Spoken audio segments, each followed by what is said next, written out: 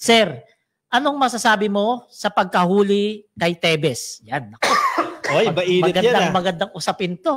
Etong pagkahuli kay Tevez na pinapalabas ng kampo nila na kinidnap daw. Ibang klase na kayo ibang klase na kayo mga kriminal kapag na-aresto kinidnap. Parang si Digong. Oo. Sabi nga ng anak ni Tevez ni Axel Tevez illegal kidnapping daw. Kidnapping na nga, illegal pa. Illegal pa. No? At sa mga kababayan natin na mga wala masyadong cellphone, o wala masyadong TV, hindi masyadong nakakapanood, updated sa balita, si Tevez po, may kaso po rito sa Pilipinas yan dahil sa pagpatay doon sa Gobernador sa Negros. At dahil doon, yun ang pinakadahilan, kaya siya ngayon, nasa ibang bansa, nasa Timor-Leste particular. Ngayon, yung kaso niya na yun, naglabas na ng warrant of arrest para siya ay hulihin. At hindi po yun kidnapping na walang dahilan. Kasi kung meron talaga, di ba? Kung talagang, gaya nga sabi ni Dilime, wala akong kasalanan, kaya kong harapin sila.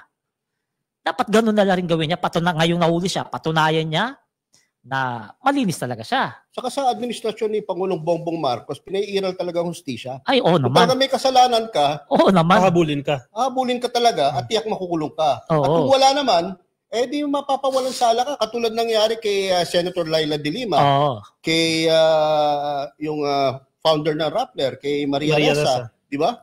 So, ano ikatakot mo kung talagang wala kang kasalanan sinasabi mo? Pinanood ko yung video ni Axel Tevez Parang ang narrative kasi doon, parang humihingi siya ng tulong sa human rights groups at ganoon din sa mga DDS. No, not directly saying, mga DDS tulungan niyo ako kasi ang ginawa sa tatay ko, ganoon yung ginawa kay Digong. Diba?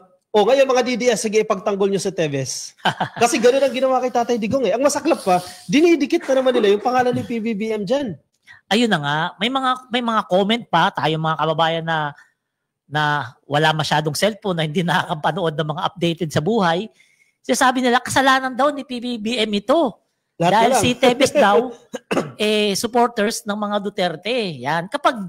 Kapag yung cellphone mo outdated, hindi masyado nakaka-FB, nakakapanood ka ng tamang balita, maniniwala ka doon. Pero syempre, kapag matino kang Pilipino, tatawanan mo lang yun. Diba? Kayo ba naniniwala kayo? May kinalaman si PBBM dyan? Wala. I think ito yung bumigiling lang ang batas. Sa inarrest. Diba? O ngayon, na-aresto siya. Ang balita ko, patunayan na lang yan na inosente siya. Sa social media at sa mga news, ang presidente ng Timor-Leste ay ayaw maging taguan ng mga may kasong kriminal ng kanilang bansa. Kasi sinasamantala yung policies nila doon Kaya dahil yung mga ka-BBM, merong isang lalaking mataba na kinakabahan na ngayon. Si Harry Roque ba yan? Sorry.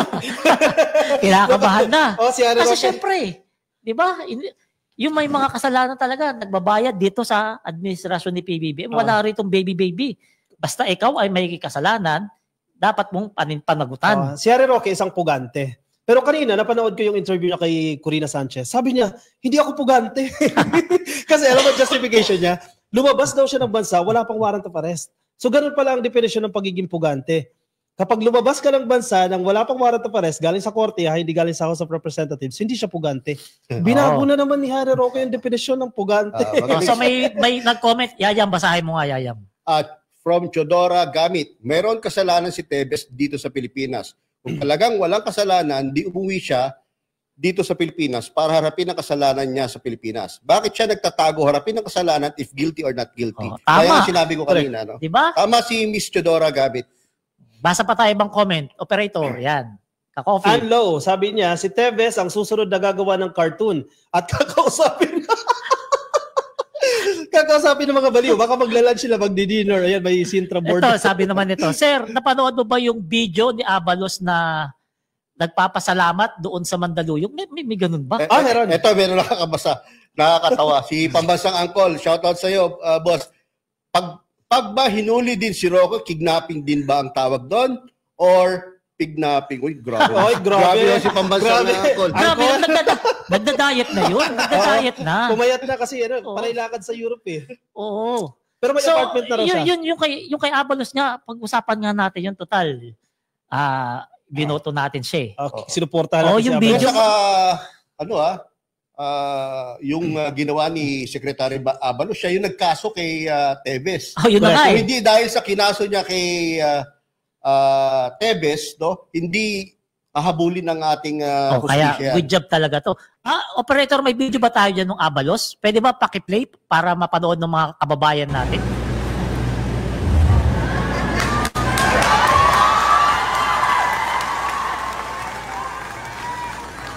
Grabe BM, no? Oo. Ayan, hindi siya makapagsalita dyan, no? Hindi ako nagkakamali, ito yung Monday to. Monday. Monday, nagpasalamat siya sa Mandaluyong City Hall. Parang iiyak eh, no? Minahal niyo ko. Actually, talagang umiyak siya. Kaya, nahirapan ba magsalita? Oo.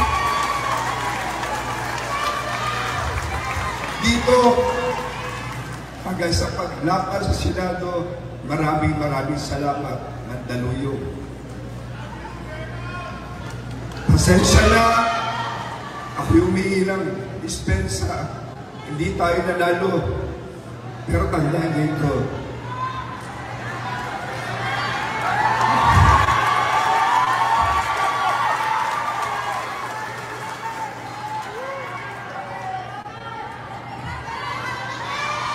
ang tunay na leader, hindi nakikita sa panalo. Hindi. Nakikita ito kung kailan siya ay nadadapa at bumabaksak. At kung paano siya bumabangon ulit, tumatayo at lumalaban. Lahat ng ginawa, lahat ng pinangangako, gagawin natin, hindi kailangan ng titulo. Importante ang pusong tumulong sa araw-araw. Gawa ng diferensya, magkaisa. At dito, aahon hindi lang ang Mandaluyong kung hindi ang bunsong bansang Pilipinas. Mandaluyong, salamat, inakay ninyo ang anak ninyo. Nandito ko para magpasalamat sa bawat nanay, sa bawat tatay, sa bawat anak, kapatid, pamilya ko kayo, maraming salamat, Mandaluyong. Mahal na mahal ko kayo lahat. So yan, no? Tingnan nyo kita nyo. Yung pagmamahal talaga sa kanya ng mga taga Mandaluyong, di ba? At saka hindi niya nakalimutan yung mga sumuporta sa kanya. Kailangan pasalamatan. Oo naman. Alam niyo ba, nung Monday, pangatlong araw niya na nagpapasalamat sa mga supporters niya, no? Ang dami talaga niyang supporters kasi talaga, no? 11.5 million is Not bad yun. no?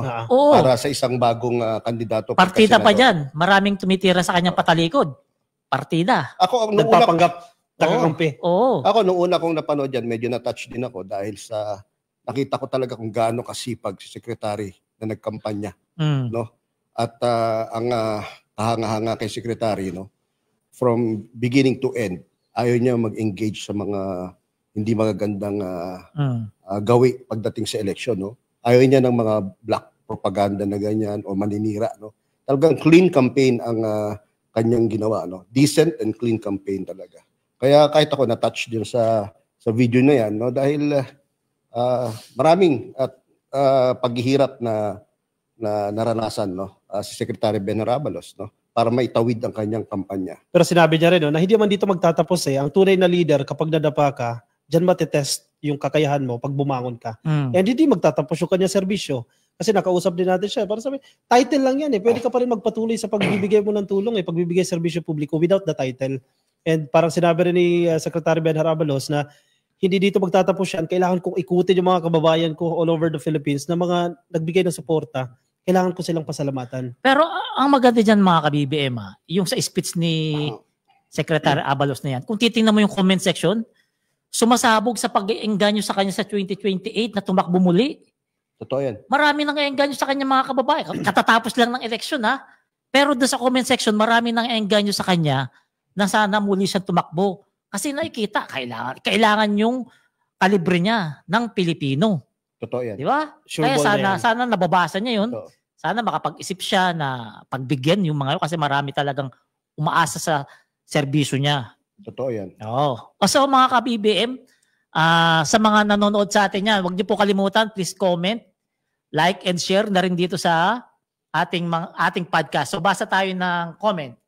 Galing kay Chodora Gamit, I salute you, loving Senator. To our hearts, Atty. Benhur Abalos, you always are Senator. Yan, sigurado, boboto to. 2028. Totoo. I-reserve na yung boto. Panalo na yan si Abalos sa susunod. Tama. Correct. Malugwa rin, Gakula.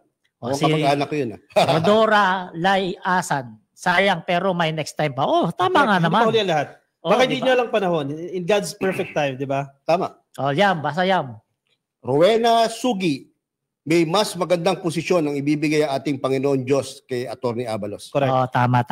Yan, mga ka-BBM, maraming salamat sa muli na pagsuporta nyo dito sa aming talakayan, sa aming mumunting podcast para maipahatid ang mga proyekto at mga trabaho at kasipagan ng ating presidente at ng kanyang administrasyon sa inyong lahat para maipagsigawan sa buong Pilipinas na ang ating presidente hindi na nagpapahinga, mapaglingkuran lang ang taong bayan. Muli, ako po si Palerista na humihiling na suportahan natin ang gobyerno kaysa tayo ay magreklamo.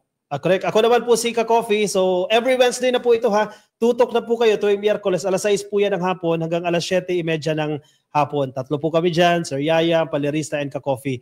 And ini-encourage ko na rin po kayo. Mag-follow na po kayo sa aming Facebook page, ang Salamat PBBM. Iyan, i-search nyo lang po Salamat PBBM or baka nanonood na kayo ngayon. I-like and follow nyo lang po. If you have comments, you have messages, please do so. Lagay nyo lang po dyan sa comment section. At papapanood din ito sa aking YouTube channel sa Ka-Coffee. Maya-maya po mapapanood nyo na po ito. Mga kayaya, mga ka-BBM, follow nyo lang po ako. Mag-85,000 na po ang followers ko. Gawin mo natin 100,000. Bukas, 100,000 para ganahan naman ako ng gusto. No? Follow nyo po, Yayam Dizon. Saka yung isa ko pang alternate page, yung Optics by Yayam Dizon. Tapusin ko po itong aming podcast by quoting ni John F. Kennedy. Sinabi po ni John F. Kennedy sa kanyang inaugural address sa United States nung siya ay nanumpa bilang Pangulo na ganito. Think not of what your country can do for you. Think of what you can do for your country. Magandang gabi mga kayayam, mga ka-BBM. Sa susunod na podcast po muli.